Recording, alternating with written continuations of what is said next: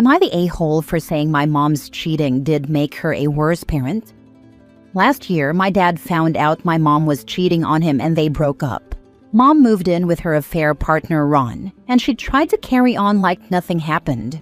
With me, 16 female, and with my brother, 13 male, she was expecting nothing to have changed, but I didn't want to see her. I told my dad, who told his lawyer, who told the judge, and the judge ordered therapy for me and my mom together to work it out. And right now, that once-a-week therapy is the only time I see my mom. My brother has to go to mom's house every other weekend despite not wanting to. Mom has told me this is because he sees my reaction and copies me. And if I were to stop acting like she did anything bad to me and fixed our relationship, she'd have both kids willingly in her life now. In the almost year since we started therapy, we have been to see 3 different therapists assigned by the same judge.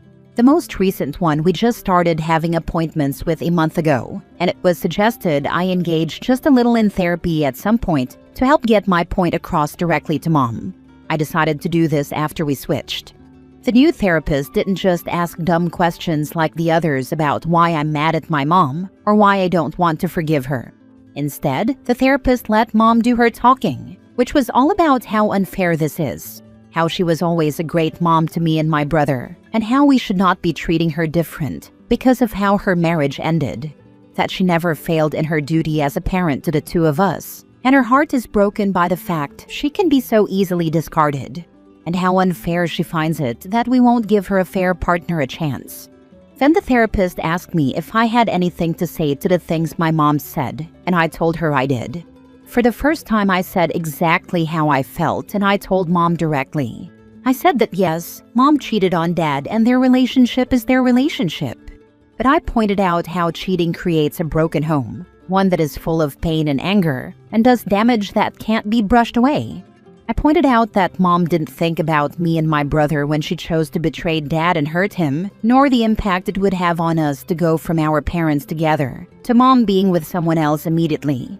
I said people talk about how kids need time after divorce or death to adjust to the transition, and cheating takes away from that because typically the people who had the affair move in together immediately, and I said that happened here. I said I went from having a normal, happy family to finding out it was not as happy as I expected because clearly mom wasn't happy, to then being told my parents were divorcing and realizing that my mom had hurt dad, and that mom expected me to live with her and the person she destroyed our family to be with. I told my mom I don't see her the same way anymore. She's not someone to admire because she's not honest. She doesn't care about hurting the man who gave her 2 kids or hurting her 2 kids. I told her I would never want to be like her now, and that's hurtful to realize. I said she can talk all she wants about how she did nothing to us, and the more she does, the more she angers me because she did. She caused so much upheaval in our lives and expected us to just go with it? I told her the fact she expects me to be nice to Ron is insanity, and that I felt like she was selfish for refusing to see why me and my brother would feel that way. I said she even wanted to blame me for my brother's feelings instead of herself.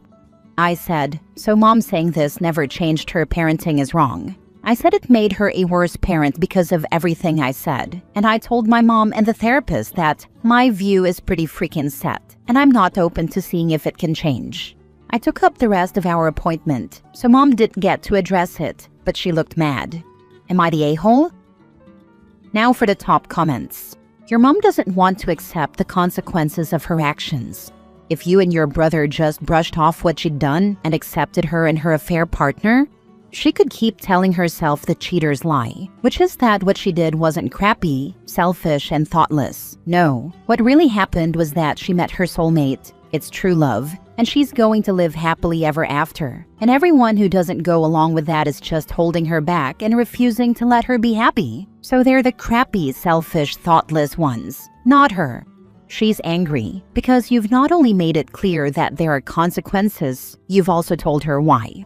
The truth is that cheaters are liars. They are selfish. They betray their family and not just their spouse. When they decide that their affair partner is worth breaking the family apart for, and they act like them being happy with their affair partner undoes all the pain and hurt that they caused. You and your brother are angry and hurting because of her, and she doesn't want to hear it because it means that in addition to being a crappy wife and a dirty cheater, she's also a crappy mom who has caused her kids pain and made them think infinitely less of her. You've knocked her off her high horse, and she's angry about it. You're not the a-hole. You told her the truth, especially the part about her not thinking about you and your brother. If she had considered either of you for even a second, she'd have realized this would be a potential outcome. Not the a-hole. Cheating isn't just about the relationship.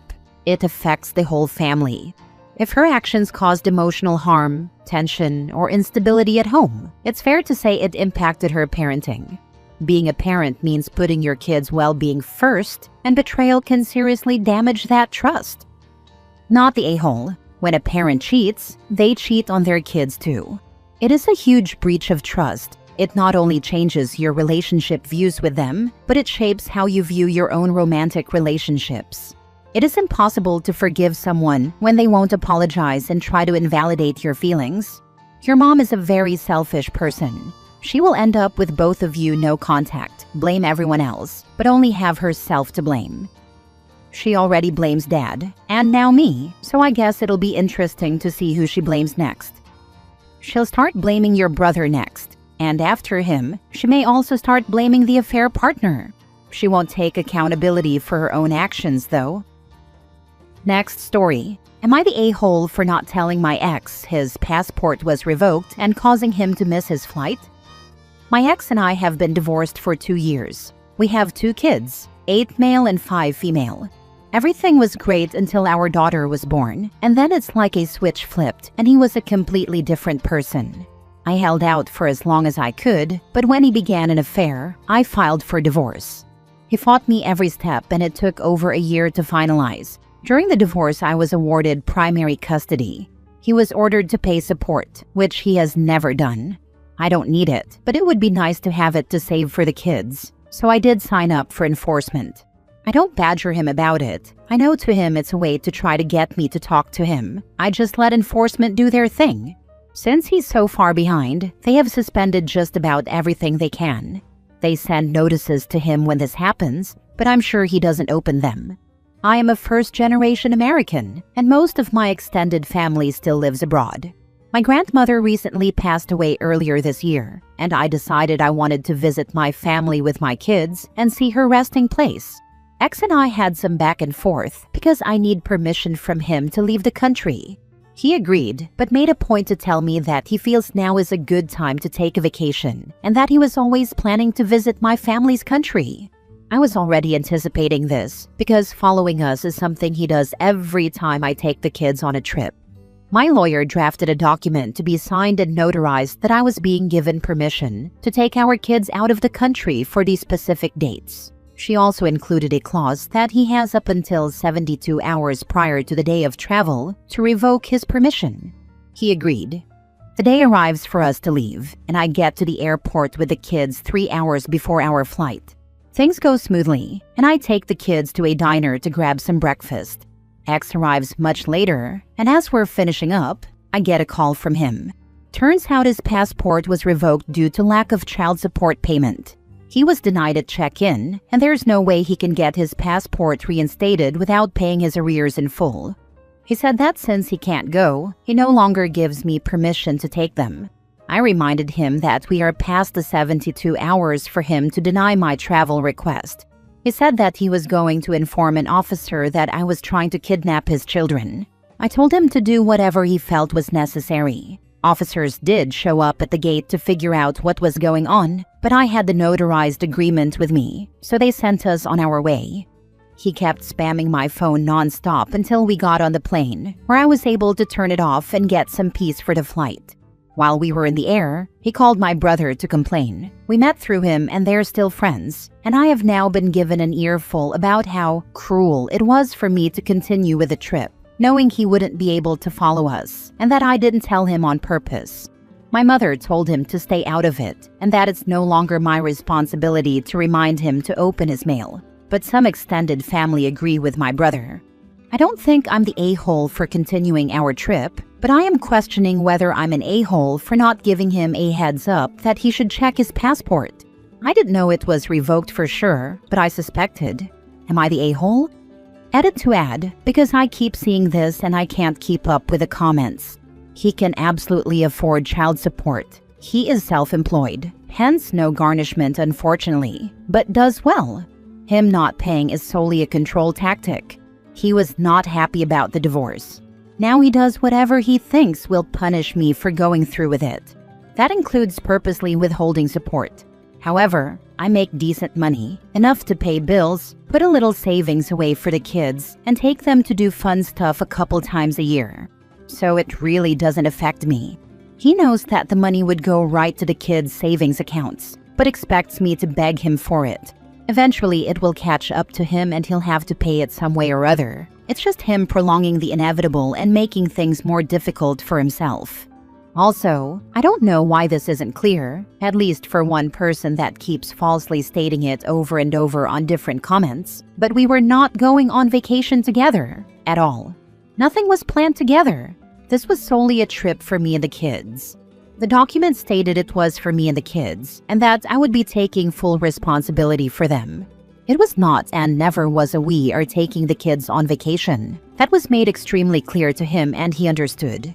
So him being unable to leave the country for his vacation had absolutely no bearing on our trip as they were two distinctly separate travel arrangements. Not the a-hole. Some people hate that there are consequences to his actions. He is the one who didn't pay his child support, thinking that he was somehow punishing you. Child support is for the children, so his not paying makes him an a-hole since they are innocents in all this. The fact that he got his passport revoked is entirely on him. He can moan and complain about it, but it all comes back to his actions. And why would it be on her to tell him his passport was revoked, even if she were notified about it? That's entirely between him and the court. Not the a-hole. You and your lawyer played this well. You're using these antics to revisit custody arrangements, yes? He made a false police report, is in arrears on child support, has been harassing you. He's showing himself to be a danger. He already doesn't see them terribly often. He has every other weekend and every Wednesday night. But I did make sure to not block him or anything, so that one, he can't try to claim I was keeping the kids from being able to contact him, and two, I could keep texts and voicemails with the name calling, and the threats that he was going to file for full custody and make it so I never see our kids again. You should use the court-recommended co-parenting app for all communication if you find him too annoying. I'm surprised his driver's license hasn't been revoked too, but maybe that depends on the state. In North Carolina, you lose it after not paying for 6 to 12 months and will get arrested at some point. His license is suspended, but we live in a city with really good public transportation that he uses most of the time, so it's not a huge deal to him. But I'm sure it wouldn't stop him from driving with it the way it is anyways. Last story. Am I the a-hole for telling my mom I always knew my dad was the reason I wasn't a bone marrow donor for my half-sister? So the donating stuff happened 12 years ago. I, 20 female, was 8 at the time. My parents were divorced and shared custody of me, my older brother, and my younger brother. Mom was remarried and had my half-sister Evie with her husband. Evie was born with leukemia, and at first they thought other treatments had worked, but then she needed bone marrow. They couldn't find a match in the adults in both sides of her family, and there were no matches on the donor list. So, my mom wanted to test me and my brothers. Our dad said no, and Mom went behind his back and got us tested, and I was the only match. Dad wasn't okay with that, and he made sure Mom went no further. I did some research a few years ago, and I realized that this is already sort of uncertain territory, and the only reason I would have been considered is because of the sibling angle, but kids are typically not allowed to be bone marrow donors. I was kept out of it at the time, as were my brothers. But my older brother and I knew what was going on. We weren't young enough to not at least figure some stuff out. My younger brother knew Mom and Dad fought a lot, but wasn't aware of all the details. In the end, my dad stopped me from being a donor. It did have long-lasting effects, and my mom and her husband hate my dad for it. My mom had a big problem with me and my brothers having a good relationship with Dad as we got older, and she was upset we all chose to live primarily with him in our mid to late teens. The fact me and my younger brother live with Dad still bothers her so much more. And she asked me how I could live with him recently, and she told me all about Dad stopping me from donating bone marrow to my half-sister. Mom talked about it like I was supposed to be angry at Dad. She clearly still is. She said my half-sister's long-term health could have been so much better if she'd gotten the transplant way sooner than she did, and been able to recover faster. I know that was mentioned that she was sick for too long to fully recover in a way that didn't have a lifelong impact. But anyway, Mom was ranting about Dad and how he stopped me, and I told Mom I knew. Mom didn't look like she believed me at first, but I told her I always knew. Mom raged at me for the best part of an hour, and yeah, I let her. And then she asked me how I could make the decision to live with my dad after that. I told her he made the right decision, and I was glad he did it. I was glad he fought for me. My mom told me she couldn't look at me and didn't know how to handle me being her daughter anymore. She told me it was disgusting, and then she said my poor half-sister would be crushed to know how I felt. After that, my brothers told her they knew too. My younger brother said he found out in his teens, and it made sense. So Mom's basically disowned us all now, and she said there's something heartless about us. Am I the a-hole? Now for the comments. You were a kid. Your dad protected you. That's not heartless, it's love. I feel this way, but my mom doesn't. Then again, I think her priority in this argument is my half-sister, and not me or my brothers. I'm glad your dad stood up for you and took that burden off you. He became her villain to be your hero. Not only did he protect you from the surgery, he took the brunt of her anger for all those years, so it wouldn't be deflected onto you. He also stopped her from pressuring or guilt-tripping you into donating. He said no, so you wouldn't have to. Now that it's all out in the open, I hope you've thanked him for protecting you for all those years. Wow, this honestly broke my heart to read. Your mom's grief is real, sure, but you were 8. And bone marrow donation isn't a little scrape on the knee, it's a serious medical thing. I get that she was desperate to save her kid, any parent would be, but blaming you and basically punishing all her kids for a decision two adults made? That's not okay. Your dad might have made a hard call, but in my opinion, it sounds like he was protecting you. You were a child. You don't deserve to be made the villain in this story. Yes, Dad's priority was to protect his kids.